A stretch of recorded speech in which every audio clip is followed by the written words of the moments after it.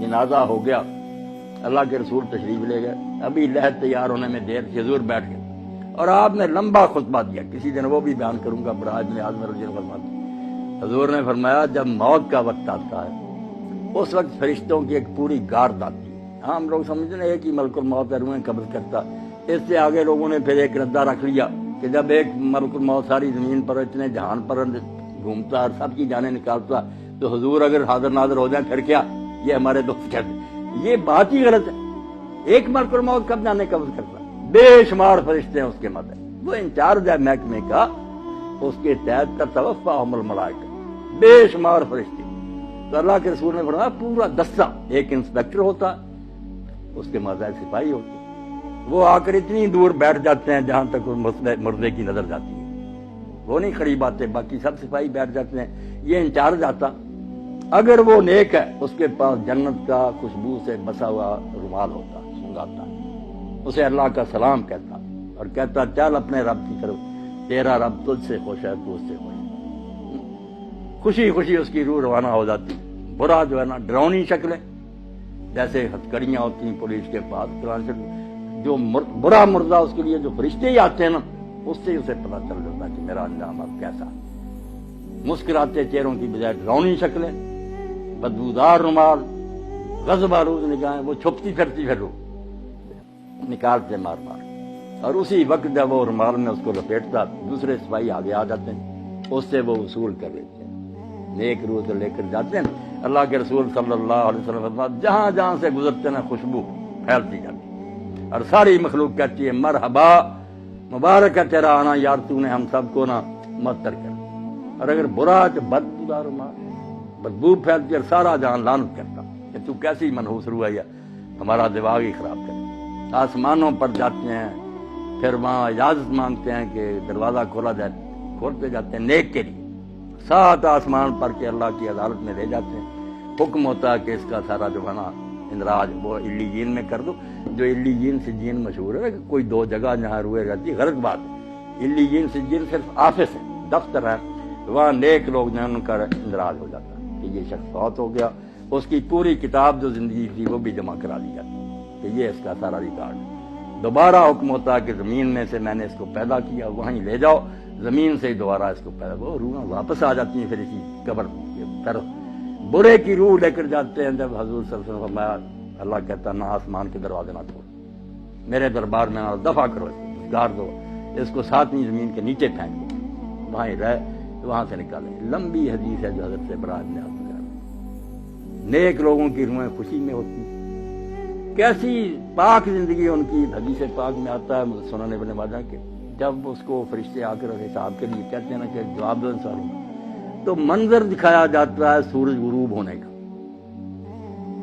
جب وہ مردہ ہوش میں آتا ہے اور فرشتوں کے سوالوں کے جواب دینا چاہتا، دیکھتا ہے کہ سورج غروب ہو رہا، عصر کا وقت بھی تنگ ہو گیا، تو وہ کہتا دعو نہیں عصر، مجھے ذرا مہلت دو میں نماز پڑھ لوں۔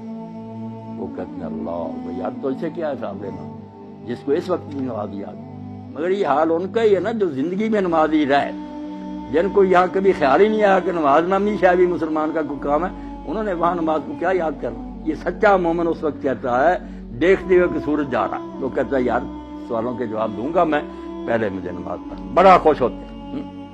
اور جب سوال کرتے ہیں تیرا رب کون ہے، تیرا دین کیا ہے، تیرا نبی کون ہے، دیتا تو کہتے ہیں ہم پہلے ہی جانتے تھے، اس سے پوچھتے تو نے یہ، اس نے کہا میں اللہ کی کتاب پڑھتا تھا، قرآن سے مجھے سب پتا۔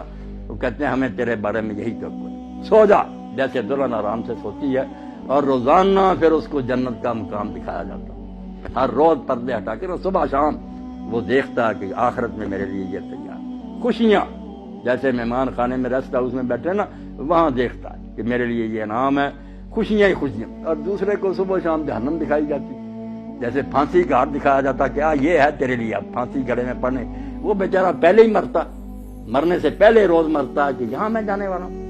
اللہ فرماتا ہے نار یعرضون علیہا غدوا، صبح و شام فرعون اور اس کی جماعت جہنم کے آگے سے گزارے جاتے، وہ دکھائی جاتی۔ اور یوم القیامت یردون الی اشد، جب قیامت کا دن ہوگا سچ مچ داخل ہو جائیں، یعنی مرنے سے پہلے ہی فرشتوں کے شکلوں اور رویوں سے ہی پتہ چل جاتا ہے کہ میرا حشر اب کیا، اور بعد میں جو قبر میں جاتے ہی شروع ہو جاتا یا ایک سوال جو ہم لوگ کو پریشان کرتا ہے کہ جب یہاں ہی سوال جواب ہوتے ہیں لوگوں کو ثواب عذاب ملنا شروع ہوتا ہے، قیامت میں پھر کیا ہوگا؟ جو کہتے ہیں صاحب صاحب قیامت کو ہونا ہے، ادھر آپ بیان کر رہے ہیں کہ سوال جواب ہوتے ہیں اور ثواب عذاب ہوتا، یہ بھی آپ لوگ سمجھدار ہیں، سمجھنے کی بات ہے، ورنہ پریشانی ہوتی ہے۔ آپ سارے لوگ واقف ہیں اس سے کہ ایک ہے حوالات کہ زیر تفتیش مجرم وہاں رکھے گا، ایک جوڈیشل جیل ہے کہ مقدمہ چلا، فیصلہ سنایا گیا، پھر جس وارڈ میں جانے کے وہ لائق ہے وہ سزا سنا دی گئی، اس کو بھیج دیا۔ جہنم ہے جوڈیشل جیل، پورا مقدمہ سماعت ہو کے کس قسم کا مجرم ہے کہاں بھیجا جائے، یہ قیامت کے دن ہوگا۔ اور یہ جو ہے یہ صرف سرسری بات پر، جیسے پاسپورٹ دیکھا، ویزا دیکھا، چلو ادھر اس کو بھیج، یہ صرف ایسے ہے کہ یہ مہمان خانے میں بیٹھے ہوئے ہیں، خوشیاں منا رہے ہیں کہ آخری دعوت ہمارے لیے یہ ہے، جنت دکھائی جاتی ہے، برے ڈر رہے ہیں۔ اب یہاں یہ بھی سوال پیدا ہوتا ہے کہ ساتھ ساتھ ہی کیوں نہیں معاملہ طے ہو جاتا؟ اللہ تعالیٰ کو سب ابھی فیصلہ کر دے، اس کو جہنم بھیج دے، اس کو جنت۔ یہ کیوں ہے دو مرحلے کے؟ قبر میں صرف سرسری بات پرس ہے، آخرت میں پھر جہنم میں جنت ہے۔ یہ چیزیں آپ چونکہ پڑھے لکھے ہیں اور یہ چیزیں ضرور کی ہیں کہ عقیدہ جو آخرت کا اس کو سمجھا جائے۔ بات اصل میں یہ اور بڑی نازک بات ہے جو قرآن حدیث نے بتائی، توبہ توبہ ہم اس کی طرف دھیان نہیں کرتے کہ نیکی بدی وہ نہیں جو آپ نے مرنے تک کی، کھاتا آپ کا بند نہیں ہوا، آپ مر گئے کھاتا چلنا۔ یہ جب تک یہ کارخانہ سٹاپ نہیں نہ ہوتا، میزان نہیں لگ سکتی کہ میری نیکیاں کہاں کہاں اپنا اثر دکھایا، میری بری مثالوں نے کتنے لوگوں کو مرا دیا۔ یہ جب قیامت آئے گی نا، اس وقت ہوگا کہ ڈاکٹر صاحب نے کتنے لوگوں کو دین کی طرف رغبت دلائی، ان کی وجہ سے کتنے لوگ دیندار بنے، انہوں نے اپنی اولاد کو، یہ سارا حصہ قیامت کے دن نکلنا۔ اللہ کہتا ہے نکتب ما قدموا وآثارا، ہم وہ بھی لکھتے ہیں جو زندگی میں تم نے آگے بھیج دیا، اور وہ بھی لکھتے ہیں جو فٹ پرنٹس ہے، آپ کے قدموں کے نشان رہ گیا نا، اور لوگ اس پر چل رہے ہیں۔ اس لیے اللہ کے نبی علیہ السلام کی نیکیوں کا آپ اندازہ کریں۔ یہ جو ہم کہتے ہیں نا حضور کو یہ ثواب پہنچانا، یہ بہت بعد میں تنگ ذہن والوں نے نکالا۔ رسول اللہ کو پہنچانا کیا؟ جو نیکی امت کرتی ہے نا، میں نے قرآن پڑھا، نماز پڑھی، روزہ رکھا، ہر ایک امتی کے اس عمل میں سے ایک آپ کے کھاتے میں جا رہا، صحابہ کے جا رہا ہے، اماموں، انہوں نے دین ہم تک پہنچایا۔ جو نیکی سکھائے گا، جتنے اس کے بعد جہاں تک وہ چلتی رہے گی اس کو ثواب ملے گا۔ یہ ایسا بینک کا کھاتا ہے جو بند نہیں ہوتا۔ اور برائی بھی اگر آپ نے شروع کر دی کہ اچھا بڑا گاؤں تھا، آپ نے کوئی لڑکی اغوا کر رہی، کوئی قتل کر دیا، دشمنیاں ہو گئیں، آگے خون خرابے قیامت تک چل رہے ہیں، تو آپ کو ایسا نہیں ملنا۔ اگر ہٹلر نے جنگ عظیم لگا دی اور ساری مہنگائی ہوگی، دنیا مر گئی، تو اس کو ثواب مل سکتی ہے دنیا میں؟ کون سی عدالت تھی؟ اس کے پاس کتنی زندگیاں تھی کہ اس کو بار بار ایک ایک کے بدلے مرا، لاکھوں تو انسان مرے ہیں۔ اب قیامت کا دن چونکہ وہاں بار بار زندہ ہونا، بار بار مرنا، یہ عدالت نے سنا اس کو اتنی بار پھانسی دی ہے۔ یہ بیچارے کہتے ہیں قانون کے مطابق اس کو دینی تو چاہیے مگر دے نہیں سکتے، وہاں سچ مچ جیت جائے گی۔ تو یہ نیکی اور بدی کا جو لمبا چوڑا تصور ہے کہ نیکیاں بھی جہاں جہاں جا رہی ہیں، یہ بھی آپ کے کھاتے میں پڑیں گی۔ اسی لیے اللہ کے رسول علیہ السلام فرماتے ہیں آدم کا پہلا بیٹا جس نے اپنے بھائی کو قتل کیا، اب جب قتل ہوتا ایک گناہ اس کے کھاتے میں اور قتل کا پڑتا جاتا کہ تو نے یہ سننا شروع کی۔ اگر یہ بد رسم تو شروع نہ کرتا تو کیوں انسانوں میں قتل؟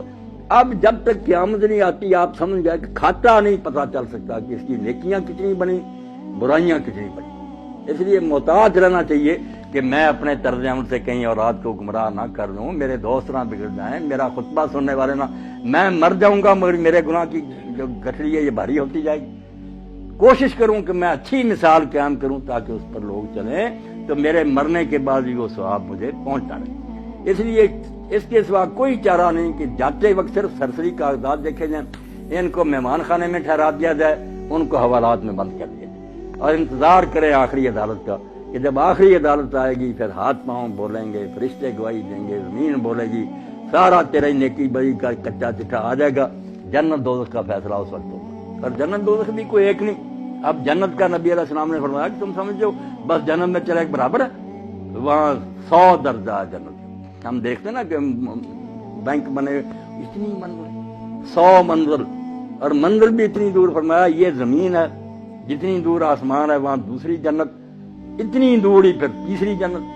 100 آسمان زمین جو نا اتنے ہیں، اور سب سے آخری جو ہے وہ فردوس ہے، سب سے آخری، جس میں اللہ کے رسول نے فرمایا اس کی جو چھت ہے